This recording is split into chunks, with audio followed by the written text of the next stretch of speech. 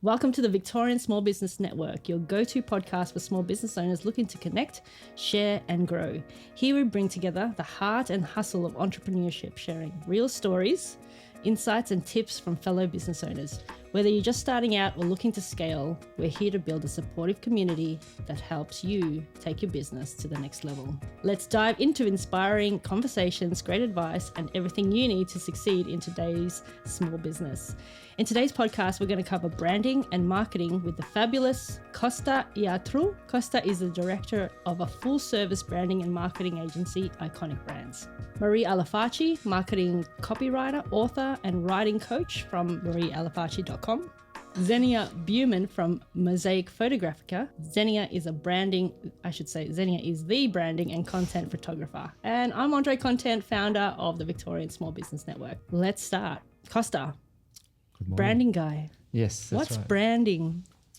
Well, I'll do a quick segue from what you just said before about Xenia. She is the branding photographer. It's really important that you talk about you being the one, not I am a one of many. Instead of being a choice, go search the internet for another photographer. That's another one to have in your pitch. I am the branding photographer for these type of people that delivers this kind of service. That's a really good way to pitch yourself as the one, not a one of many. Oh yeah, I'm an accountant. Big deal. I'm not interested. Yeah. So branding is all about, let me give you one word answers and I'll elaborate, because when you have one word, you can expand. Brand is all about perception. It's all about people's perceptions. And the people we're talking about are your target market, those that are buying from you now, they're ready to buy, or they'll be buying from you in the near future, maybe 6 months, 12 months from now. The perception that you create in their minds and hearts is what wins you the business.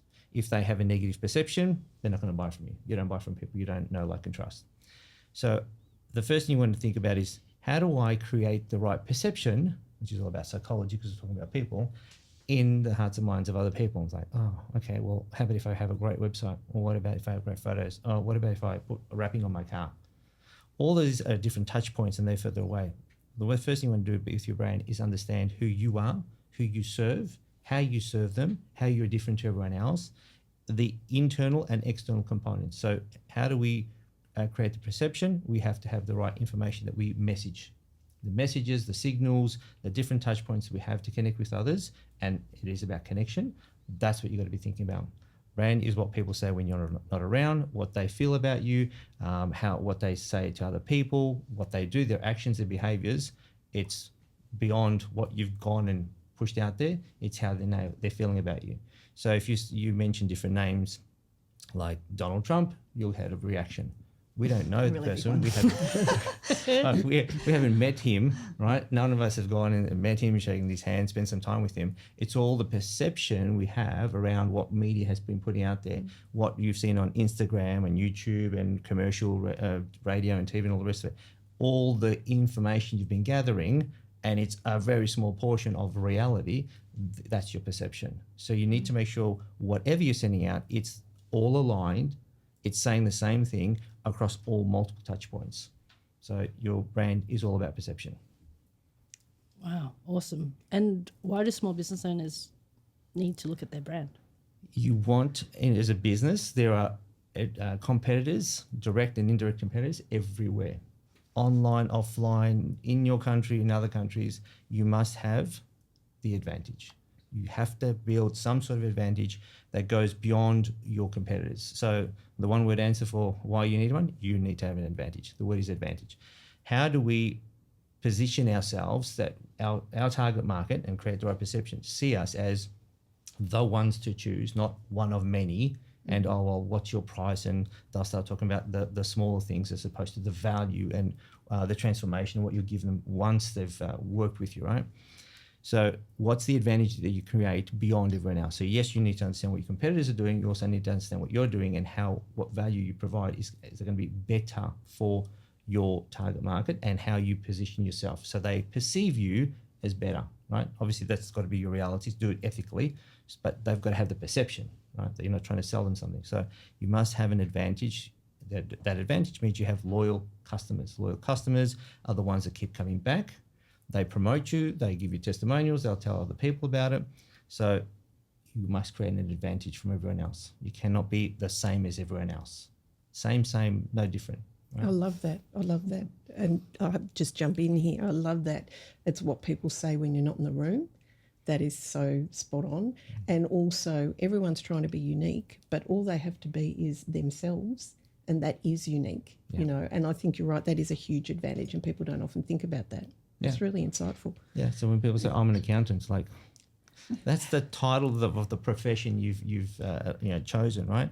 And I've had different titles: engineer, project manager, teacher, photographer, brand strategist, director. Okay. It's the person you are. They're buying you, especially if you're a solopreneur or you're a self-employed, or you're the head of the company. You've got staff as well. Like you've got people working with you, so they're buying you. They're buying your services. If you don't connect with your people, then how are they going to connect with everyone else, right? Oh, I've got a team of 20. Yeah, okay, but you're the one. You're the head of the company. So you've got to build that advantage. You've got to be, and people go away from being authentic. And it's even more important now because you have AI models and AI this and AI something else. And the videos and the creation are so lifelike. They're so real. Like, oh, yeah, but you still can pick them up. Years ago, you could pick them up easy. In 5 years from now, you're not going to be able to pick them up, right? So you go, is that real? It's not real. No, you have to ask everything, right? So appear on podcasts, get on a network, be live, be as authentic as you possibly can. So you're talking about this brand personality. How do you go about getting something like that? Obviously, there's a process, but I wouldn't know where to start. So how do you do that? Yeah. And that's the whole thing. There is a process. You need to have some sort of method to create your brand and understand who you are.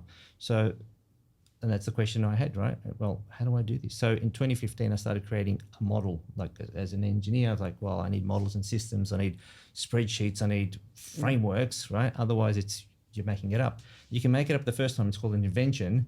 And then it's a process. We run through, okay, we have the steps, right? Like a production line.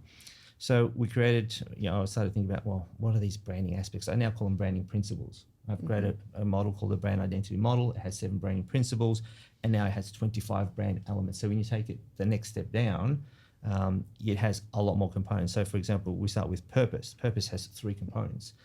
Position, which is number 5, that has 5 components. So you've got to break it down. You can't just say, look, it's purpose and problem and people. That's nice, all my 7 P words. It's what comes underneath. So when you analyze your brand internally and externally, how you want to be positioned, where are your competitors, who are the people, how you're promoting yourself, what is your ecosystem, how are you different to everyone else. Once you have that structure in place, that we call the brand and marketing strategy, that is the basis for photos, videos, website, content, because everyone who will do any marketing for you will ask you, so tell me about yourself, who do you work for? What problems you solve, who do you solve them for, how do you deliver them? All these questions you have thought about deeply, analysed, answered, and go, here's the book. It's like your Bible. Everyone sings from the same hymn sheet. You don't go rogue. You go, here it is. We're on page 3. Everyone page 3? Okay, page 3. There we go. Right? Without a strategy, good luck. You're taking the next thing you see on Instagram or YouTube, you go, I'll click on that. I'll buy that. And that's the silver bullet that'll save my business, or it'll propel me forward with what thinking, what strategy, what budget. All businesses need to run with some thinking. How did Apple get to be as big as they are? Oh, by chance. No one gets to success by chance. No athlete gets to, we're not here by chance, right? Anyone who works at any successful level, at high performance level, isn't there by chance. It's a strategy, it's a plan, and they execute that plan methodically. So get yourself a strategy and execute the plan. All right, so Marie, content marketing, right? Why is it essential for small business? It's really essential, and not just because everyone's doing it. If you don't have a content plan and you don't strategically align that with your business goals, you might as well just stand up in the MCG on grand final day and go buy my thing. And, the people around you are going to say, sit down, you're annoying me, I'm watching the game. So you're going to interfere with whatever they were doing. The people 3 rows down are going to say, did she say burger ring? So they're going to completely miss the message. And your ideal client is probably on the other side of the ground going, great match. So you have no way of communicating with them. So having a content plan is getting yourself viewed in a number of ways. One is to be the authority on your topic. So in my case, I'm a copywriter. There are, if you look, Copywriters Melbourne, there are, I think there were 13,000 or something last time I looked. So to stand out from that crowd, you have to be the one who is visible all the time. You have to give information. And I think we've all heard of the sales funnel as a concept. You know, the people at the top of the funnel, of all the people who are on the internet at the same time, people at the top may have no idea what a content marketer is or what a copywriter is. People in the middle might be thinking about, my website's not going well. Maybe it's the writing. They're not sure if I'm the answer. And the people at the bottom are the ones who are saying, I need a copywriter, got my credit card out, who am I going to book? So the idea of having a content plan is you talk to people at all levels of that at different times. You can't address all of them at once. And at the top level, you're just saying, hey, this is me. Here's some really useful information. Something you need to think about in your marketing is, what events are you going to target? Or, you know, pick three main, if you've got a small budget, pick three main events that you're going to spend your money on and plan to market yourself during those periods, have your systems in place and go from there. So that might be one thing you do at that very high level. Just touch on that. Yeah. When you say events, what do you mean by events? Look, I have worked with a number of people who are in retail, and so they're saying, I've got to get my Christmas marketing done. And they're talking about that in November. And I think that should probably have been thought about in February or December last year, or January.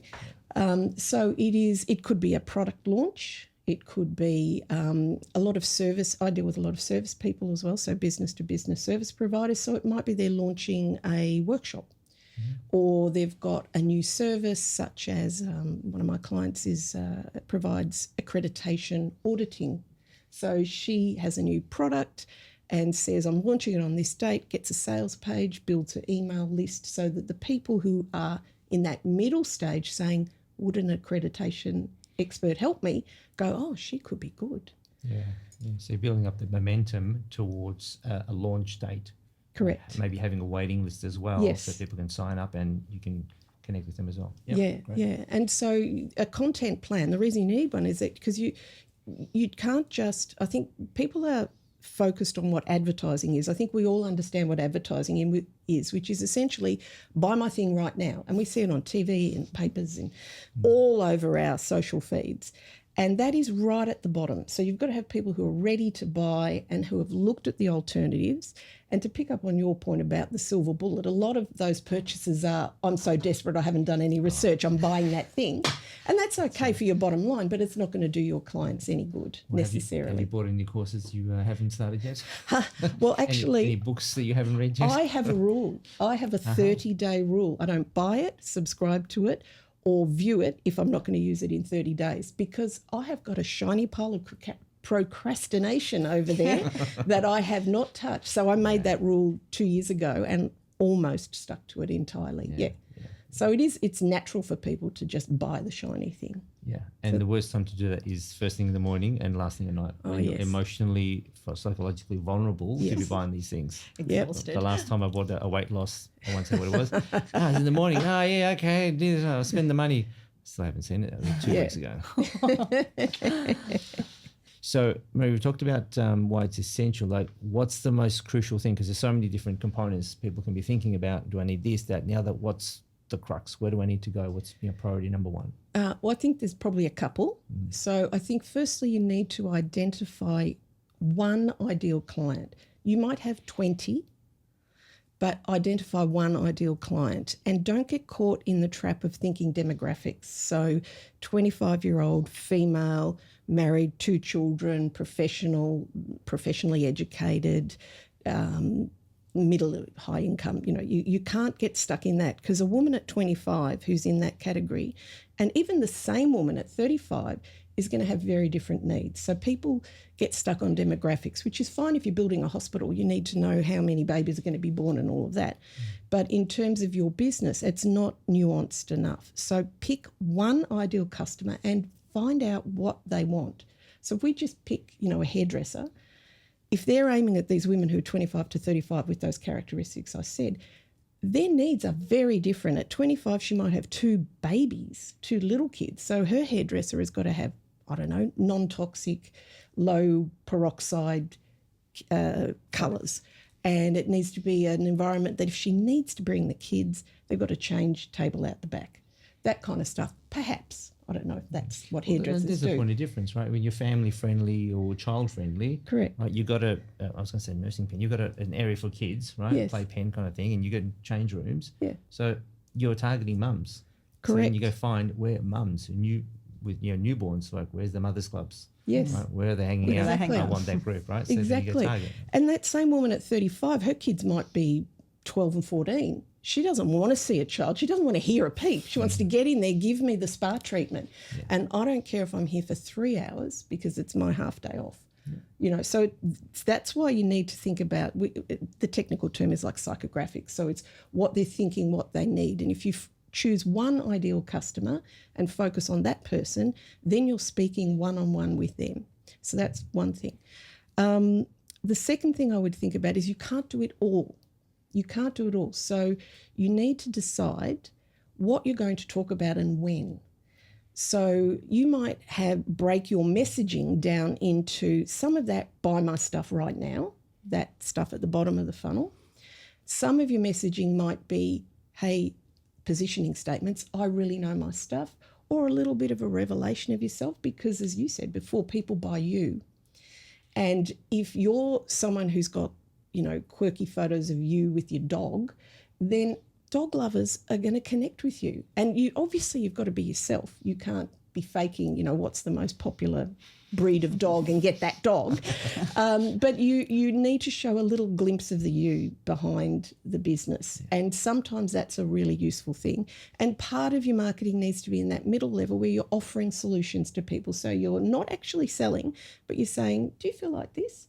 Yeah, well, these are 3 really great tips you can use right now that'll solve that problem. So you give people quick wins. So you need to pitch yourself at various levels. Yeah. And those quick wins, it's, you know, you could Google quick wins. You can ask ChatGPT, Claude, all these different AI platforms, quick wins. It's when you go deeper and when there's some substance and I get that and I can use that. It means it has value to the reader, not like it has value to my SEO. Okay, that's nice. And people have seen it. But if they don't click on it, if they don't take any action, if there's no motivation to do something next other than I read it, bye-bye, it was a waste of your time. Yeah, and that actually segues nicely into the third point is give them something to do.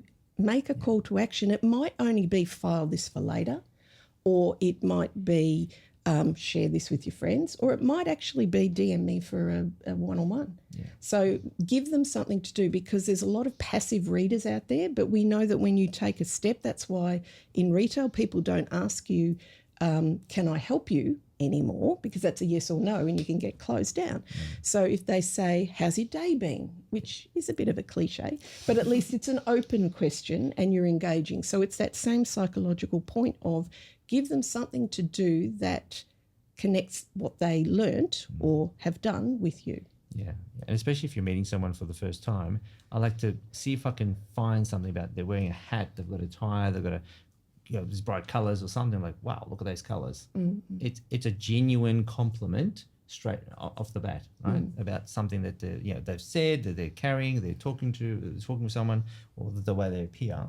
To build that connection. So get those connections going. Yeah, and talk to specific people. Yeah, like if you're in the market for this, you might as well have said it from the rooftops. No. Yeah. I know that you're a really big advocate for the About page. Tell us why it's so important. I love an About page, and I think it's the page that a lot of small businesses find extremely hard to write. And they think that the best thing they can do is put all their qualifications up there or talk about their values, which are important, and talk about what sets us apart, etc., which is all important, but it's done with a kind of fear. It's like they've got their eyes shut and they're just typing. They don't want to do it, and that comes across. And some of them sound like they've swallowed a university course outline because they talk very high level and technical and all of that. My view is if someone is on your About page, They have already looked at what you offer on your homepage. They may have looked at your services page. They're saying, can I work with this person? Are we aligned? And you were talking about photography and being aligned and branding aligned with them. They, as a customer, are saying, can I work with this person? Are their values the same as mine? And even if they're not, what would it be like to work with them? And if you think of the example of a photographer, if the photographer's about page only talks about their qualifications and how, you know, these fabulous clients they've worked with and they're all super upmarket, as a small business, I'm going to say, oh, they might be a bit snobby, I don't know. Or if they look fabulous in a shot, if they look natural like you know, with a camera in their hand, they look friendly. So the images are important. But the language itself, it needs to tell a bit of a story, and it needs to tell something about, you need to give them a glimpse of the real you. You don't have to put personal stuff in there. You don't have to say you were the 1978 tap dancing champion at Wagga Wagga unless you are selling tap dancing lessons. You know, that's important. But everyone thinks you have to be unique, and everyone thinks you have to show your qualifications are best. If they're on your about page, they assume you're qualified. Humans are pretty trusting. We think if you're a brand photographer, you know how to use a camera. If you're a branding specialist, you know how to develop a brand voice and all of those things. So they are assuming that, and they're important to have them there, and maybe memberships. There's a little bit of reassurance. But what they want to know is, does this person sound like someone I can work with? Or am I going to feel intimidated? Am I going to feel stupid? And that's the thing a lot of about pages do. They make people who read them feel stupid. I don't know what 18 of those words in that paragraph mean. Should I just book them and then I'll be like the emperor's new clothes saying, yes, whatever you say, yes, I am conceptually aligned with the parameters of the, you know, they're not going to feel comfortable, and they maybe they'll buy from you, but it's not going to be a good process. So it's a way of showing a bit about yourself so that people can know, like, and trust you. And that is a bit of a cliche in marketing, but it is genuine. You want people to respond emotionally, for good or bad. They might look at your about page and say, I would never work with Marie. No, she is not too silly, because I've got some jokes on my about page. Well, they're not really jokes, but it just shows my sense of humour. And if people say that's not me, that is fine. That's all you want it to do. And you can't be unique. None of us are unicorns, you know. We're all specialists, and what you're just trying to do is showcase your special sauce. Like for me, I talk about I'm a marketing copywriter who doesn't do salesy. So that's one thing that I talk about. And I try to find that in each person's story. And I had a client who, you know, the other day, whose about page I did, and her story, she makes body butters and soaps, all organic, not organic, all natural, free of chemicals and artificial fragrances and so on. And what I got from her that we put on the about page was that came out of an absolute necessity in her family, that her 2 children had terrible eczema. And she was exasperated going from doctor to doctor and prescription after prescription. And one day her daughter had to go to have a blood test, and the nurse looked at the inside of her elbow and said, I can't get a needle in there. It's too damaged. And she just went, well, the kids are so much better when we go camping because they're an outdoorsy family. Maybe I'll try some natural products. So she made a body butter, did some research, made a body butter, gave it to her daughter, and, you know, got busy and forgot. And 2 weeks later, her daughter came back and said, look at my arms, Mum, they're better. So that kind of story What a great story. I know. And people's sort of origin stories, people love reading that. They might still say, oh, I don't need the body butter, but they'll love that and they'll remember it. Yeah. And they will tell their friends whose kids or parents are suffering from whatever, you should try this product because she's really lovely. And so you want to make an emotional connection with people. And it's not manipulative. It has to be genuine. You can't create all these sob stories. Like, I don't know about you, but I get these terrible stories in my Facebook thread, and I just feed and I just go, oh, yes, I know that's fake. I know that's fake. So it's not manipulative. It's genuine. And I think people are interested in your why you do this business. Yeah, your driver. What your purpose? What gets you out of bed? It's not, oh, I'm here to make money. Yes, You're running a business. It needs to be profitable. You need to have an income to not survive, to thrive, to build for your family, etc. But Why this one? Because you could be doing so many other different things. Yeah, exactly. Like being on the beach or doing Yeah. another business, but you chose this one to put all your eggs into this business. Why this one? Yeah. Yeah. And also your about page is written about you, but it's not for you. The content is for the reader. Correct. So if you position yourself as to your peers, like, oh, I'm sounding very posh and blah, blah, blah, and I know all this stuff. That's and your very different. reader says, what the hell are you talking about? Exactly. I don't Exactly. get this stuff. I can't therefore connect. I don't resonate with what you're saying. You can't, if you can't simplify, Albert Einstein said, if you can't simplify something, then you can't explain. People won't get it. If it just stays too complex, you lose people. Right? Absolutely. People that are confused don't buy. You need to clarify what you're doing. Yeah. Keep it simple for those that are reading it, not for a 5-year-old, but for your target market. Don't make them work for it. I like to think of, my elderly aunt sitting in the armchair over there and me explaining it to her. Yeah. And not in a patronising way, but just in a way that a normal person would understand. Yeah. But the other thing is you might also be talking about your business rather than you personally. And that's fine because some people have businesses that they are not the focus of. And so you need to get a sense of something that they do that is unusual. And that's why I always, if I can, do a site visit to people if they've got a business or a factory or whatever, to actually see their process. Because I'll see them and go, what you do? Why are you wrapping it there? Or why do you do that there? And they say, oh, because it eliminates X, Y, and Z. And you go, oh, that is a great story. Yeah. And, some of the best about pages I've seen are for the, there are other brands available, but for the toilet paper company, who gives a crap? Theirs is funny. It's about toilet paper, so they make poo jokes, but it also talks about their values behind that. They talk about the number of people in the world who don't have access to clean water and toilets. They say that's why we do this. We give 50% of our profits, and there are poo jokes in it, and that is perfect for that business. There's a little bit about their founders, but it's mostly about their mission and their purpose. Yeah. So you can do anywhere in between those two ranges, but it needs to be authentic and it needs to show why they should choose you over other people. And they're not going to choose you because you're smarter or you've got a higher degree or because you use big words. They're going to choose you because they have a connection with you and what you stand for. Yeah, well, people buy from people at the end of the day. So, absolutely. I bought my phone from the Telstra store, but you spoke to someone and you had a connection and this person helped you out. Yeah, right? They were so great. They didn't mind that I kept saying, I keep hitting the wrong buttons. Yes, that's right. I had a client once who came to me to inquire about photography, and they were an irrigation company. He said, I do not want my face on my website. I don't even want my staff in the photos. I'm like, how are you going to, okay, I know it's grass. Do you want to take a photo of grass? Before and after. Why am I going to choose your irrigation company over another irrigation? At least have people in it showing a lifestyle, someone mowing the lawn or, installing in the irrigation. It doesn't have to be of the face in particular, but just have some kind of human element to it. Humans connect with humans. You're not going to connect with grass.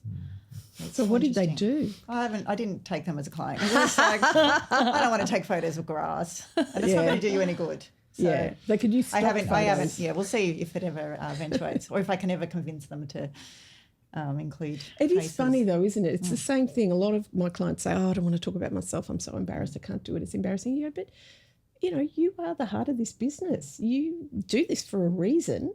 You must enjoy it a bit. You don't have to be passionate. Not everybody gets up every day singing on their way to work. I mean, I do, but I'm weird. So, you need to see the who and the, because you're right, otherwise it's flick, another patch of grass, flick. Oh, how exciting. Yeah. So Xenia, the branding photographer. Hello. Yes, Kosta. Okay, so I have a question for you, right? When people talk about photography and they go, oh yeah, I got an iPhone, I take photos, okay, but you're a branding photographer. What is a branding photographer, and why does a business need a branding photographer as opposed to a generalist, for example? Very good question. It's interesting because I get asked this question a lot, but I also have customers coming to me and saying, I just need a headshot for my website. And I said, and I would always, it's not about a headshot. Headshots to me are quite boring. I mean, you have to have them. You have to have them for things like LinkedIn and for your website. But branding photography is so much more. It's basically about telling a story about who you are in your business, what your business does. it's showing that persona. Because unfortunately or fortunately, I don't know what, either way, social media is massive these days, and you have to be out there showing who you are. So whether that's on your website, your social media channels, or whatever, we have to be showing our personality. And like you were mentioning before, Kosta, it's about differentiating yourself or being the leader or standing out. How are we going to stand out? There's a million accountants, there's a million hairdressers, there's a million of everything. What makes you different and what differentiates you?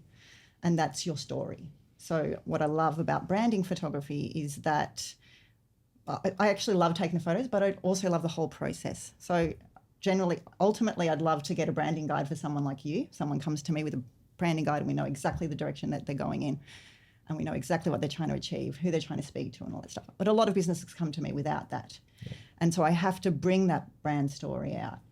And so, for example, I had a client that came to me the other day and she said, I just want a couple of headshots. I just need my staff photographed. I said, do you really? Do you really just need that? And by the end of it, we had a really long list of images that captured all those services. So I call them environmental portraits. So branding photography is not just headshots, it's environmental portraits. So it's showing your services in an image, showing you doing what you're doing in your business, so you're connecting with your target audience. So there's environmental portraits, there's creative detail shots, there's your normal headshots, product images, just so much. It's just about how are we going to tell that story to the people that want to connect with you and the people that eventually hope are going to buy from you because they like you and they know you and your personality. Yeah. And that's how you build out your authenticity without going, can we just put a stock photo here? Well, whilst we're creating the website and we need placeholders for images, you might want to put a stock image to say, this is the kind of image we're after. It gives you some inspiration. But when you put in your imagery of your team and your products and services, then it becomes yours. That's right. Authentic. No one could, how many times have you seen the same stock image? Like, there's that person with on the headset, the customer service. Yes. Again, she works everywhere. With that big cheesy smile. Right? You can't have the same person working across 25,000 companies, right? So you think of it as your own people, and then yes, you'll need to update them as you update. That's because things change and your branding direction changes and your audience changes, and it's also branding photography is also about a cohesive set of images. So people will come to me and they're not just going to get that headshot. They're going to get a whole range of images that is cohesive to their brand message and their brand colors and their brand. So you're going to go to their social media channels and you're going to go to their website and it's all going to be very similar. Like you're going to be identifiable. No surprises. Via those images. I call that no surprises. Yeah. You don't and want... it's consistency. I always say, whatever you do in your business, make sure it's consistent. Yeah. And consistency is key with branding. Just consistent message, consistent look. Yeah. Yeah, and it's not, and the headshot from your graduation. That's right, 1988. I was going to say, is not going with the perm. It's going to be a shock when they meet you, face to face, and you look nothing like that. Yeah, that's right. And your team as well, and the products and services show people, right? People buy what they can see, out of sight, out of mind. Oh, but we have great stuff. Well, where is it? Yeah. Oh, come in and have a look. No, I'm going to see it on your website because there's so many people that are watching. I'll post on social media. Oh, I've been watching you. I'm like, but you haven't liked it. You haven't. Yeah. Lurkers are a thing. So lurkers more people that are will a big watch. thing. Yes. Watch more. Yes. Some will connect because they're showing that there is a connection and their names coming up. But it's so important to have. It's also so important to have content, not just written content, but. Marie, it makes your job so much easier, having a set of images sitting there, a library of images that you can just go to, and it gives you something to talk about rather than just having that stock image or no image at all. And you need variety because how many times can you use the one headshot? Headshots are great for, as an employee, you need a photograph of yourself, right? Not the mugshot you put on your card, right? But you need a photograph, a headshot, because you're an employee and I work for this company and I'm on LinkedIn. That's the only time you need one. Yeah. Only. Yeah. Every other time it's a series. What do I need more? Okay. Well, content is endless. Like I even struggle as a photographer and I have so many images. Yeah. So I can't even imagine someone sitting there with, one or two headshots trying to produce content every week. It's impossible. Yes. So, I've got a couple of questions, if that's okay. I work with web designers, and I know you do too, and I just wonder what that collaborative process is like and why you do it and why it's valuable. I love collaborating with lots of different people, but web designers in particular are really good because I actually solve a problem for them. I hear a lot from website designers they're people that say, oh, I'm so sick of waiting on those images from my clients, or they're giving me images from their phones and they're just not the right quality, or I just never get them. So they've designed this beautiful website and there's just no images to go with it. It doesn't present the business in the same beautiful light that the website does.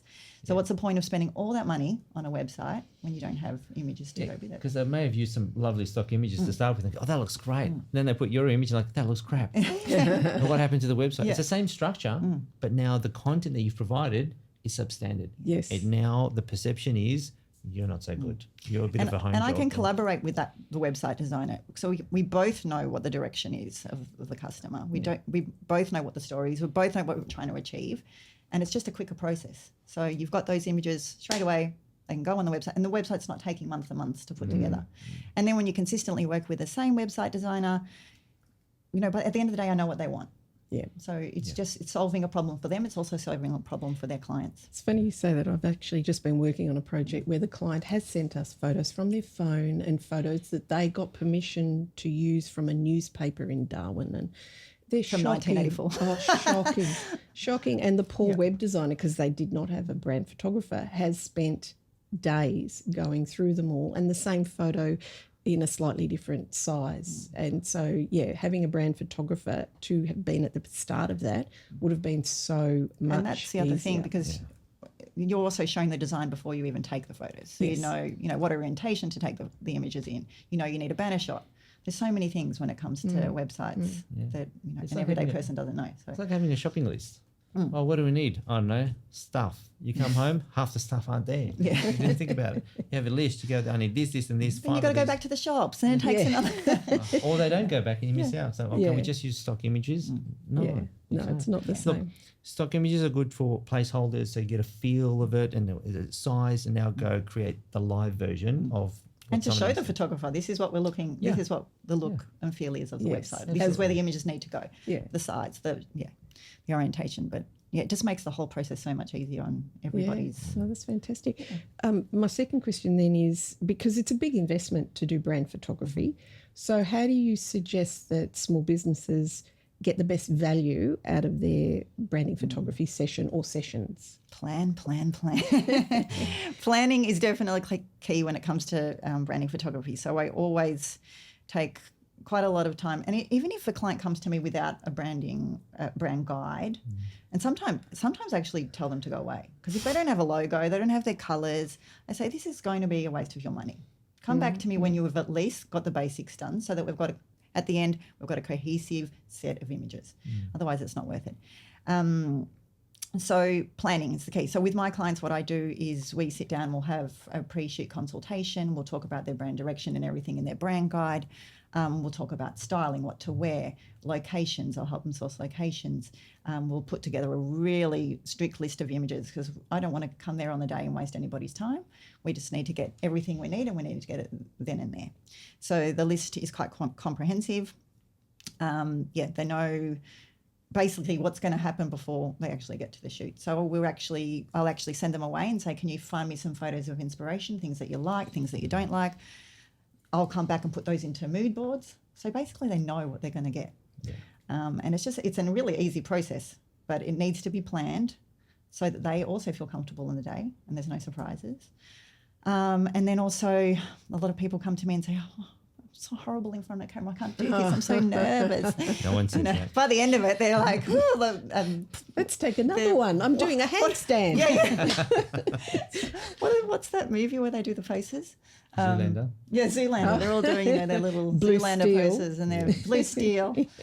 So that by the end of it, they're very comfortable. And also, you have to choose a brand photographer that aligns with you and aligns with your personality. You have to feel comfortable with them. Yeah. So, not everyone's my match, but if you feel comfortable with your branding photography, you've done all the planning, you've got your branding in place, branding photography is just like the icing on the cake. But you know what? If you don't have that icing on the cake, then you've got icing. That's a lot of sugar, right?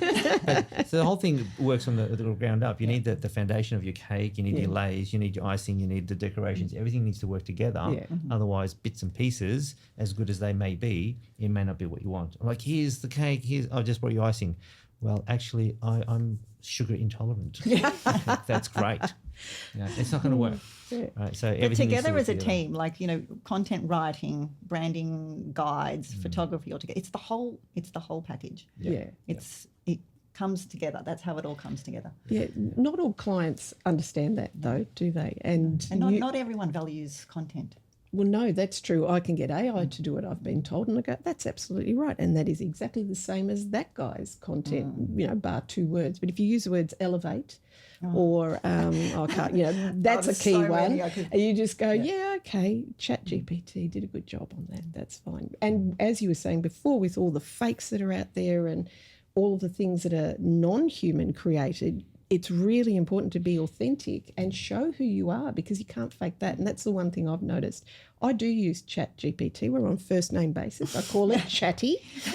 And we're mates because, when the revolution comes, the people who are rude to them will be up against the wall.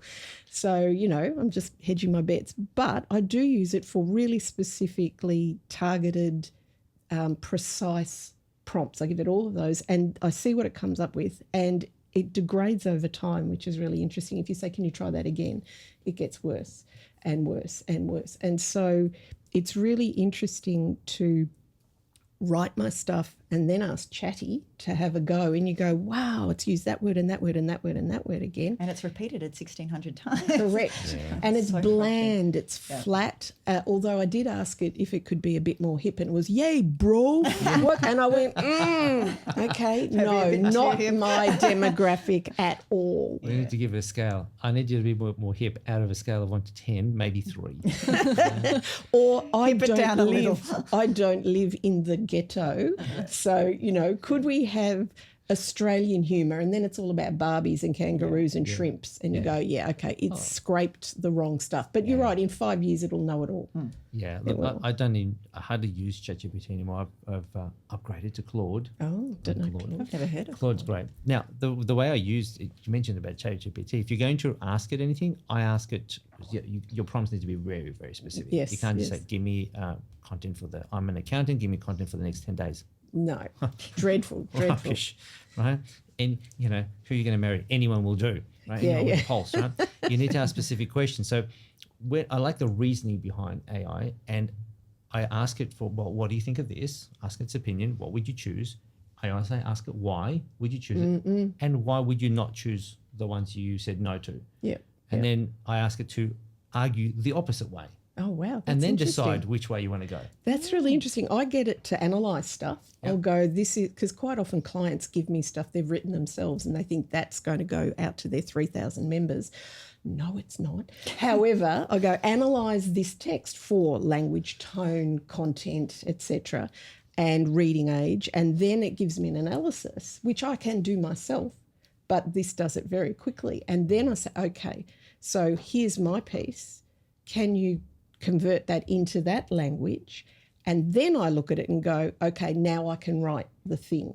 Because sometimes you tend to get, it's word blind. You can't actually see that you've used that word 5 times or it's a bit flat. But I use it to actually do analysis, and that is really good. I mean, I love doing that myself, but I think in business we all have to give up the things we love and delegate them so that you can focus on the higher level stuff.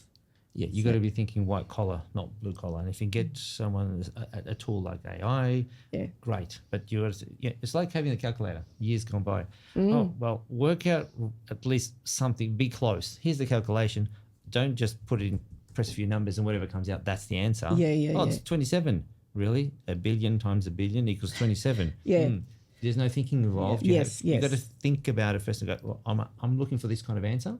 That's my reasoning, my thinking. Now, what did you come up with? So I use it as an assistant to help me out. That's interesting. But you ask it questions, and then why did you choose this, and why didn't you choose this, and argue the other way. Not to confuse it, but for it to go, you know what? That's a better one. Oh, really? Why? Why was that a better one? Because I like told that. them. I've never done. I mean, I use people for that contrary Yeah. stuff, but I'm a solo trader, you know, so I don't often have that option. I might try that. That's a good tip. Have you got a favourite client that you've worked with and why?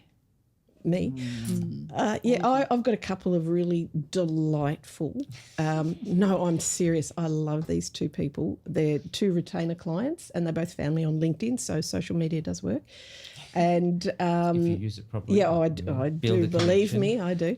Yes. They are both fantastic. One is a conference organizer and she's the most organised person I have ever met. I have got jobs from here until July next year now already organised, and she tells me what goes in what, so it's really easy for me to go, that's the client, these are the topics, this is 6 weeks from the conference, what do I need to put in it? So she's amazing, and she's always saying, are you too busy, can you fit one more thing in? I go, for you, X. No problem at all. I'm never too busy. And the other is, I think I mentioned her before, the accreditation specialist, and she just says, oh, I need to talk to you and we'll have a chat. And she goes, oh, I love this collaboration.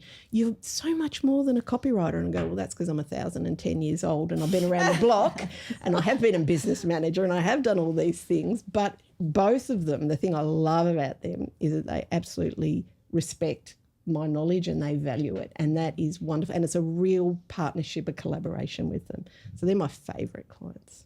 Nice. Kosta. The clients that we get the most joy working with is when we go all the way with them, right? And that's when we develop the brand and marketing strategy to start with, and then it's the marketing plan, and then we execute it. Then we start building, then we get the photography done and the videos done, and they're all done professionally and they're all aligned, and website comes together, and there's content, and there's a launch, and everything is like, oh, this is like working, you know, when you work with bigger business, this is, you know, working with solo entrepreneurs that are thinking big business, that are thinking, when I have 10 staff, that's how I want to be positioned. This is what I want to be doing. Not like, I want a really tight budget. What can you do? Like Google the answer, right? That's what I can do. It's there is a budget, there is marketing budget there, and we actually execute and make it all work. So when you see it all, it's like everything's aligned, right? You didn't go, oh, here's the brand new house. We didn't do the painting. There's definitely no garden. There's no floor in the kitchen. Front door's missing. Did you want tabs? Yeah, and you got the basic skeleton. It's like, well, that's the start, and that's what you need. But you need everything else as well. You need all the finishes to make it all work and all aligns. And they go, okay, now I have everything. It's not just the brand and marketing strategy. Yes, you need that. You need a plan. You need to execute as well. And when everything's aligned, it's great. When it's like, oh, well, I have my web designer. We had one client who went with their web designer, and then I got the, can you have a look at my website? I don't think it's so good. Something's not right. Something's not connecting. I'm like, what have they done here? That's because you've just taught. I mean, that's when the client is directing the web designer. Oh, do it this way, do it this way, do it this way. No. It needs to be done the proper way to connect with your people. Yes, it's not for you. It's of you, but it's written and presented for others to connect with you and go, oh, I like this. When you look at the Apple website, it's a great one to look at. There is space. There's a lot of white space. There's not like a clutter of stuff on the left side and the right side, and it's jam-packed, and it's like, stop attacking me. Right? Just give me one piece of information at a time and allow me to consume it, right? You don't say, here's a whole meal, a plate of food, and just stuff it in your mouth. One bite at a time, right? How do you eat an elephant? One bite at a time, right? So you consume it in bite sizes, so you can take it on board. Right? Yeah, so it's when we go the full whole hog, that's fantastic. When it's bits and pieces, yeah, at least we've got a strategy. They're in the right direction. Yeah. Yeah, nice. Xenia. My favourite clients, I think it's the ones that value content. So the ones that keep coming back because they know that, you know, in 6 to 12 months they need something fresh, they need new. They need to show themselves in a new way, or they need that added social media content, or things are changing in your business constantly. So knowing the value of that's I love those clients because they're on the same wavelength. Yeah. And one thing I dislike is when people ask me, what's your niche? Who do you want to photograph? Like, me too. I don't have a niche. I don't want to photograph the same thing over and over again. I don't want to photograph the same industry. That would just Yeah, I make agree. me roll in a ball and fall asleep. People ask me that too, Yeah. do you specialise in finance or whatever? And I go, I specialise in not specialising. Like a GP, they are specialists in variety. And like them, I like to see what comes through the door every day. I love the challenge of just bringing that vision to life for multiple different businesses. Yeah, and you learn every story things. every story is different. Yeah. And bringing that out is like probably the most important, most fun part of the job. And you've got transferable skills and experiences between, different types of content you're writing for. Absolutely. In different ways they look at the information, they analyze and go, oh, I wonder if I could bring that over here. So if you're sticking to the one area, it's like when you want to be a leader in your area. Oh, okay, I'm not a leader in my industry. How do I be a leader? I'll look at what my leaders are doing. No, you're not. No. What you're doing is then copying the leaders. You need to be looking at what leaders are doing outside your industry. Okay, yeah, but we're in the lawn seed why would I look at car manufacturing or production or something else? Because they've got ideas that you would not have thought of in your industry. You look at leaders and thought leaders outside the industry, because that's where ideas and thoughts and inspiration will come from. But if we take that and twist it a bit, we could use it here. Absolutely. I photographed a couple of lawyers recently, and it's interesting to see the difference, the new wave of lawyers that are coming through. They're like younger and more vibrant, and there's not, it's not that men's club anymore. These beautiful women all dressed up really lovely, and they're modern, and so they want to be photographed that way, which is really refreshing. So it doesn't have to be industry related. It's about you, the person who is behind that business. It doesn't matter what kind of business it is. And do you find I love learning from my clients? Like, I've worked with financial planners, with they used to be called bodies corporate, what do they call them? Owners corporations, and nurses, and all sorts of people, and a celebrity chef, and all of these people. I learn so much about them. And you're right, it is transferable. You can, not that you're name dropping, you say, but when I worked with X, they showed me about this. So does that relate? It informs your questions that you ask of your clients. So is that similar in your industry? I know it's the same that's what they do here. And I don't know, I'm a sponge. I love learning stuff because I don't like to feel dumb. I think that's partly it. But I just love learning stuff. And so being able to talk to someone about, what I know about marketing and how that affects branding, or what I know about content and how that affects photography, I just love bringing that together, and then you share that with your clients, and you are more valuable as well. That's true. Yeah. Well, you have a resume. I have skills and experience. Experience comes with working with different people at different stages and helping them with different aspects, and what you've learned, and the connections you've made. That's what you also bring to the table. Absolutely. Not like, well, I've got this piece of paper, I went and did some study online or whatever, or face to face. Yeah. But what about everything else? Again, that's part of your story, who you are, what you bring to the table, your personality, and that's what you want to bring out. Thanks for tuning in to the VSBN podcast. We hope today's episode gave you the inspiration and insights to elevate your business. If you enjoyed this episode, be sure to subscribe. I changed that specifically for you. Connect with us by visiting vsbn.com.au. You'll see the profiles of today's members, and you'll be able to engage with them if you have further questions. Until next time, keep connecting.